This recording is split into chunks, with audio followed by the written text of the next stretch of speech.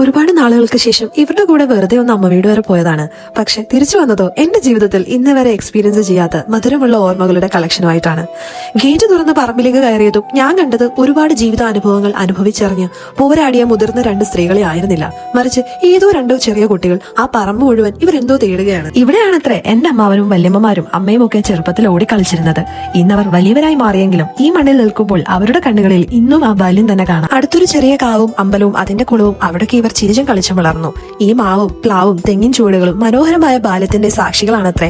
കൈകോർത്ത് കളിച്ച ചേനകളിയും കുറ്റിയും കോലും തുടങ്ങിയ അനവധി കളികൾ ഇവർക്കറിയാം. പണ്ട് ഈ പറമ്പിൽ ചേനയും ചേമ്പും കപ്പയും തുടങ്ങിയ മറ്റു കിഴങ്ങ് വർഗ്ഗങ്ങളൊക്കെ കൃഷി ചെയ്തിരുന്നു അത്രേ. കൂടാതെ നെല്ല് പുഴുങ്ങാനും ഈ സ്ഥലം ഉപയോഗിച്ചിരുന്നു. കഥകൾക്കിടയിൽ കിഴക്കേ മൂലയിലോട്ട് കൈ ചൂണ്ടി വല്യമ്മ പറഞ്ഞു അവിടെ ഒരു വലിയ പറങ്കാവുണ്ടായിരുന്നു. ഒരു ദിവസം മുഴുവൻ കൃഷിയൊക്കെ കഴിയുക അപ്പൂപ്പൻ അവിടെ ഇരുന്ന് വിശ്രമിക്കുവാനാണ്. ഇന്ന് ഞങ്ങളോടൊപ്പം അപ്പൂപ്പനില്ല.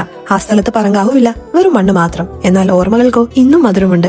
സത്യത്തിൽ ഇങ്ങനെയൊക്കെ ബാല്യം കിട്ടിയവർ ഭാഗ്യവാന്മാരാണ്. എന്നാൽ നമ്മളെക്കാളൊക്കെ 100 ഇരട്ടി കഷ്ടപ്പാടും അവർ അനുഭവിച്ചിട്ടുണ്ട്.